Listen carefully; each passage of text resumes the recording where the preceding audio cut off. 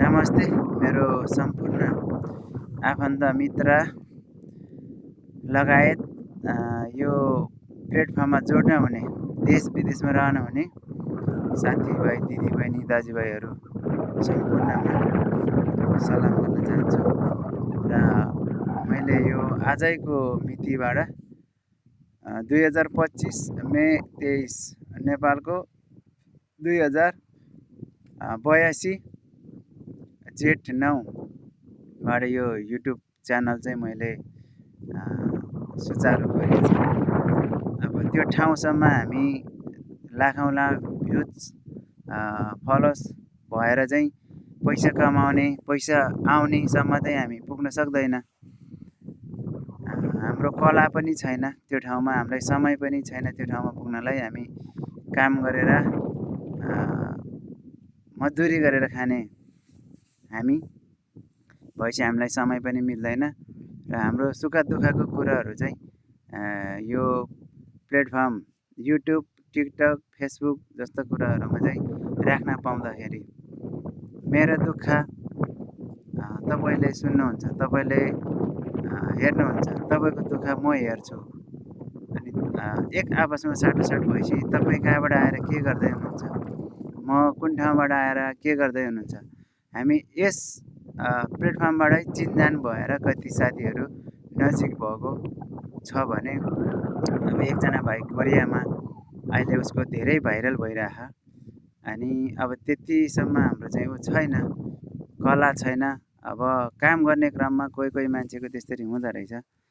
अनि त्यसैले म चाहिँ यो जानकारी गर्दैछु साथीहरूसँग। अनि यो ठाउँ भनेको उल्टो ठाउँ, एकदम उल्टो ठाउँ। अनि तपाईँको हरेक कुरा उल्टो। हाम्रो अगाडिबाट लेख्दै जान्छ, उनीहरूको पछाडिबाट लेख्दै आउँछ।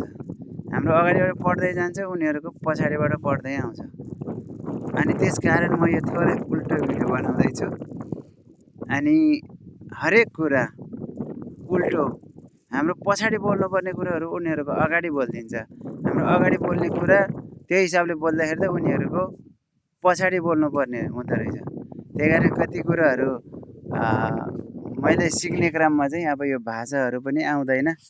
त्यो हिसाबले मैले बोल्ने क्रममा चाहिँ अलिअलि बोल्न त आउँछ, म बोल्छु, तर उल्टो भइदिँदो रहेछ। अगाडि भन्नुपर्ने पछाडि, पछाडि भन्नुपर्ने अगाडि भइदिएपछि कुरा नबुझ्दो रहेछ।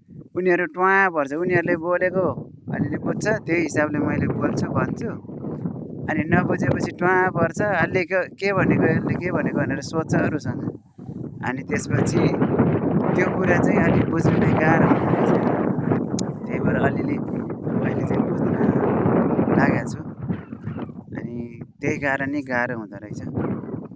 अब मैले यो अहिले जुन यो मेरो सुरु भएको छ युट्युब च्यानल, यसैमा साथीभाइहरू सम्पूर्णलाई साथ सपोर्ट गर्नलाई आग्रह गर्छु।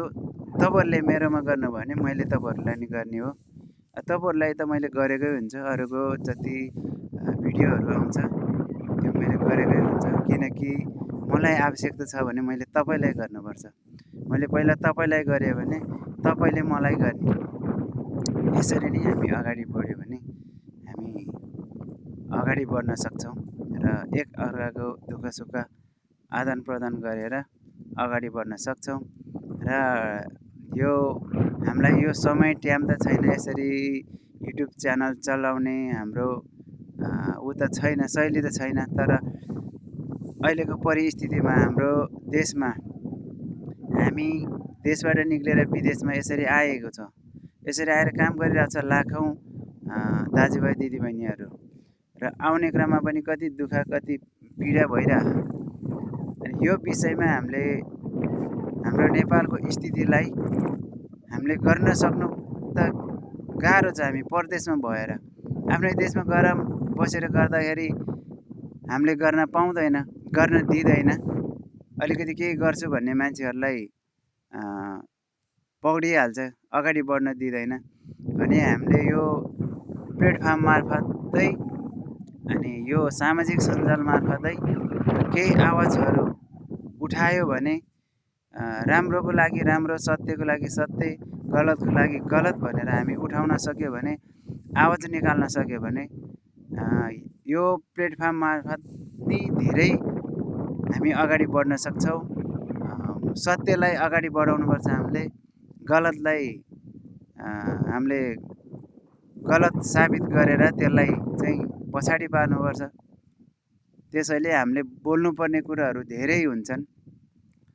हामीलाई समय मिल्दैन, टाइम हुँदैन। त्यसकारण हामीले थोरै अलिअलि पाएको समयमा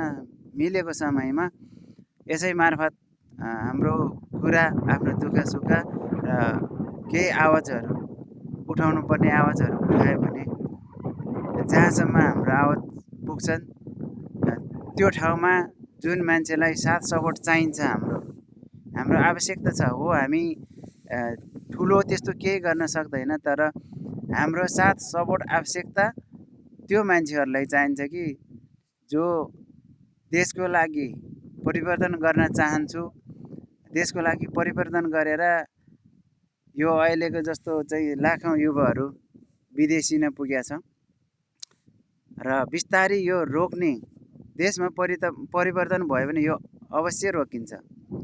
त्यसै क्रममा उहाँहरूलाई साथ सपोर्ट अनि आफ्नो देशमा भएकोहरूले त्यहीँबाट आवाज उठाएर साथ सपोर्ट हुन्छ भने हामी यो आवाजले मात्रै पनि हामी साथ सपोर्टले पनि उहाँहरूलाई हाम्रो साथ सपोर्ट चाहिन्छ।